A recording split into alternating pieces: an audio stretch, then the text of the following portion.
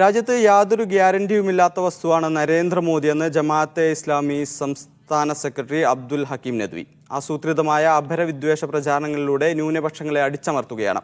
ഇതിനെതിരെ പൊതുസമൂഹം മൗനം വെടിയണമെന്ന് അദ്ദേഹം ആവശ്യപ്പെട്ടു. വംശീയ കർസേവയ്ക്കെതിരെ ജമാഅത്തെ ഇസ്ലാമി കായംകുളത്ത് സംഘടിപ്പിച്ച പ്രതിഷേധ സംഗമം ഉദ്ഘാടനം ചെയ്യുകയായിരുന്നു അദ്ദേഹം. ന്യൂനപക്ഷങ്ങളെ അടിച്ചമർത്തുന്നവർക്കും കോർപ്പറേറ്റുകൾക്കും മാത്രം ഗ്യാരണ്ടി നൽകുന്ന ആളായി രാജ്യത്തിന്റെ പ്രധാനമന്ത്രി മാറി. ഭരണ സംവിധാനങ്ങളുടെ സകല ഏജൻസികളെയും വംശീയ വേട്ടയ്ക്കായി തിരിച്ചുവച്ചിരിക്കുകയാണ്.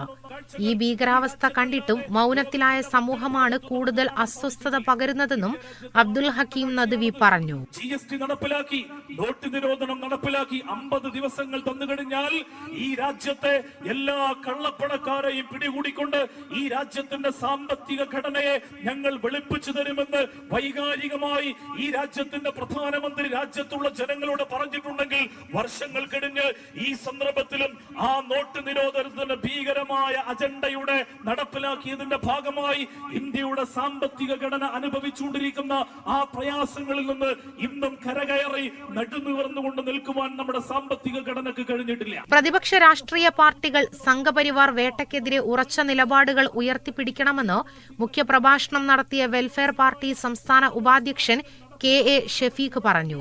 രാജ്യത്തിന്റെ ഭാവി വെച്ച് നടത്തുന്ന കപട രാഷ്ട്രീയ കളി നിർത്തി ജനങ്ങൾക്കൊപ്പം നിൽക്കണമെന്നും അദ്ദേഹം പറഞ്ഞു. Jamaat-e Islami area president Y Irshad അധ്യക്ഷത വഹിച്ചു.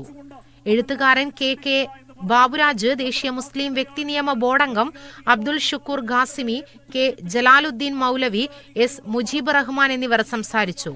പ്രതിഷേധ സംഗമത്തിന്റെ ഭാഗമായി നഗരം ചുറ്റി നടന്ന പ്രകടനത്തിൽ 100 കണക്കിന് പേർ പങ്കെടുത്തു. മീഡിയ 1 ആലപ്പുഴ.